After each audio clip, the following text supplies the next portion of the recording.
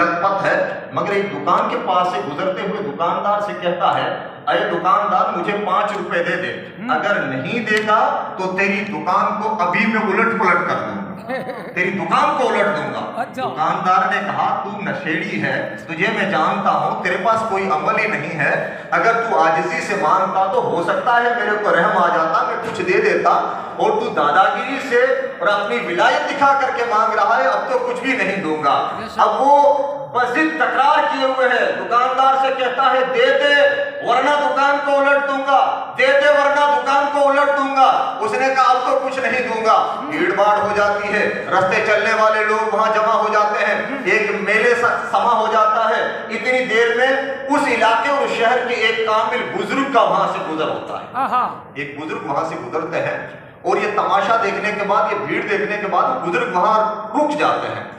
رکنے کے بعد اس دکاندار کو آواز دیتے ہیں، اور دکاندار دوڑے دوڑے آ کر کے بزرگ کے قدموں میں گر جاتے ہیں۔ اس بزرگ نے فرمایا بیٹا کیا بات ہے؟ کہا حضور یہ سوالی آیا ہے، میں اسے واقف ہوں، یہ نشے پتے میں لت پت رہتا ہے، مگر یہ ضد کر رہا ہے، کہہ رہا ہے مجھے 5 روپے دے دے ورنہ تیری دکان کو الٹ دوں گا۔ تو حضرت نے مسکرا کے فرمایا بیٹا دے دے ورنہ الٹ بھی دے دے، دے دے ورنہ یہ الٹ بھی دے گا۔ کہا حضور آپ جانتے نہیں، آپ واقف نہیں، میں جانتا ہوں، یہ کچھ بھی نہیں ہے حضور، اس کے پاس کچھ بھی نہیں ہے، عمل کچھ نہیں ہے، نشے میں لت پت رہتا ہے۔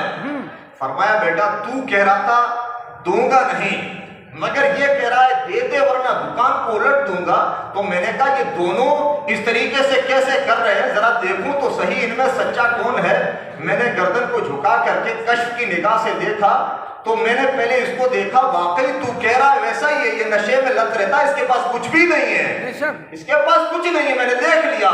اس کے بعد میں نے اس کے پیر کو دیکھا، میں نے اس کے پیر کو دیکھا تو پیر بھی خالی، پیر کے پاس بھی کچھ نہیں، پیر کے پاس بھی کچھ نہیں۔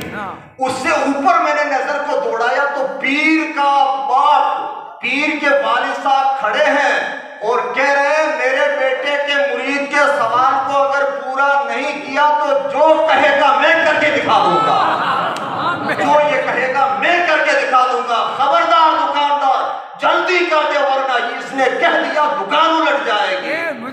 حضرات میسج یہ ہے کہ وہ نشے میں لت پت ضرور تھا، مگر کفر و شرک سے بچا ہوا تھا، اس کو اپنے پیر کامل کے فیض پر اور ان کی عطا پر کامل یقین تھا۔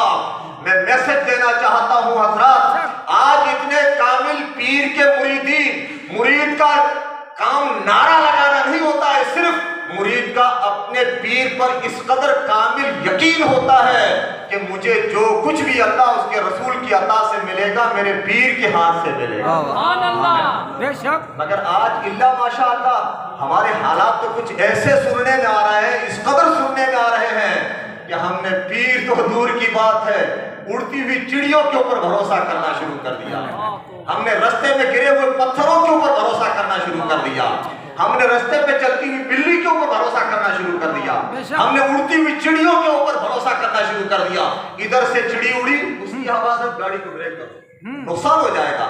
لا حول ولا قوت الا باللہ۔ آپ حضرات ایک تو ایسے نبی کے امتی جس نبی کی کوئی مثال نہیں، آپ ایک ایسے کامل پیر کے مرید جس پیر کا کوئی جواب نہیں، اس کے باوجود ہماری شرم اور حیا اور غیرت کا اس قدر جنازہ نکل گیا ہے کہ ہم چلتی ہوئی چڑیوں کے اوپر بھروسہ کر رہے ہیں، ہم چلتی ہوئی بلی کے اوپر بھروسہ کر رہے ہیں، ہم رستے میں پڑے ہوئے پتھروں کے اوپر بھروسہ کر رہے ہیں۔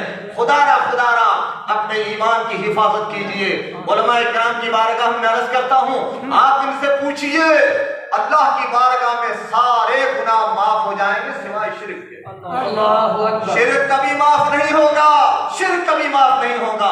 آپ اگر شرک کرتے ہیں، میں بڑی ذمہ داری سے کہتا ہوں آپ کی بیعت بھی ٹوٹ گئی اور آپ کا ایمان بھی ختم ہو گیا۔ اب ہو سکتا ہے تھوڑی دیر کے لیے شیطان آپ کو مغالطے میں ڈال دے، ہو سکتا ہے تھوڑی دیر کے لیے آپ کسی قبر کے پاس جا کر کے تھوڑی دیر کے لیے راحت محسوس کر لیں، یہ وقتی راحت مل جائے گی، مگر قیامت تک کے لیے آپ نے نحوست کی مالا گلے میں ڈال دی، آپ کا ایمان چلا گیا۔ اس لیے خدا کے واسطے میں عرض کرتا ہوں، بڑی ذمہ داری کے ساتھ عرض کرتا ہوں، اور علماء اکرام کی بارگاہ میں بھی عرض کرتا ہوں، جیسا کہ مجھے میسج بھی ملا ہے کہ صدر صاحب، جانب صاحب کی طرف سے بھی یہ حکم ہے کہ آپ حضرات اس طریقے سے جماعت کو میسج دو کہ جماعت کو کل تک جس جماعت کے تعلق سے یہ مشہور تھا کہ یہ وہ جماعت ہے جس کا کبھی تہجد کا سجدہ قضا نہیں ہوتا، آئے افسوس آج اسی جماعت کے لوگوں کو بناوٹی قبروں کے آگے جھکتا ہوا نظر آتا ہے۔ آج اسی جماعت کے لوگوں کو ہم بھولے بھٹپے کرنے والے، موچے کرنے والوں کے آگے کہتے ہیں فلاں پیر صاحب مجھے آتا ہے، فلاں فقیر صاحب مجھے آتا ہے۔ آتا کب ہے؟ جب ٹائپ بجتی ہے، گیت گانے بجتے ہیں، تب جا کر کے وہ بھوپا ناٹک کرتا ہے، فقیر صاحب آ گئے، پیر صاحب آ گئے۔ بڑی ذمہ داری سے کہتا ہوں، کوئی پیر صاحب نہیں، ہاں اس کے اندر ایک آتا ضرور ہے، اس کا نام ہے شیطان صاحب۔ شیطان صاحب آتا ہے، وہ شیطان ہی بولواتا ہے اور اسی بولی کو وہ بولتا ہے۔ اس لیے خدا کے واسطے آپ کو کسی ایسی جگہ پہ جانے کی قطعی ضرورت نہیں ہے، آپ وہاں جائیں جہاں جانے کی قرآن اور حدیث اجازت دیتا ہے، جہاں اپنے مرشدوں کی ملفوظات شریف اجازت دیتی ہے، جہاں علماء اہل سنت والجماعت آپ کو مشورہ دیتے ہیں، ایسی جگہ پہ جائیے۔ آپ کسی ایسے بھوپے بھرڑے کے یہاں کبھی نہ جائیے۔ آپ کو اگر برکتیں حاصل کرنی ہے، گھر سے نکلتے وقت ماں باپ کے چہرے کی زیارت کرنی ہے۔ حدیث میں آتا ہے جس نے ماں باپ کے چہرے کو محبت کی نگاہ سے دیکھا، ایک مقبول حج کا ثواب ہو جاتا ہے۔ آپ حج کریں، کوئی گارنٹی نہیں ہے، آپ نے لاکھوں روپے خرچ کیے، قبول ہوئی یا نہ ہوئی اس کی کوئی گارنٹی نہیں، مگر ہمارے نبی نے ماں باپ کے چہرے کو محبت سے دیکھنے والوں کے حج مقبول کی گارنٹی دی۔ آپ اپنے ماں باپ کے چہروں کی زیارت کیجئے۔ قبرستان جانے کا ذرا شوق ہے تو خدا کے واسطے ایسی قبروں کی قطعی زیارت کے لیے نہ نکلیے جن قبروں کی کوئی زیارت کا پتہ ہی نہیں ہے، جن کی شہادت کا کوئی ہمیں پتہ بھی نہیں ہے کہاں سے آئی، وہاں سے اڑے، بیچ میں گرے، نماز کے لیے اڑے تھے، یہ کچھ بھی نہیں، ساری بکواس ہے۔ بڑی ذمہ داری سے کہتا ہوں یہ کچھ بھی نہیں ہے۔ ہاں آپ اس مزار پہ جائیے جو بزرگوں کے مزارات ہیں، جو ہمارے مرشدوں کے خلیفوں کے مزار ہیں، فقیروں کے مزار ہیں۔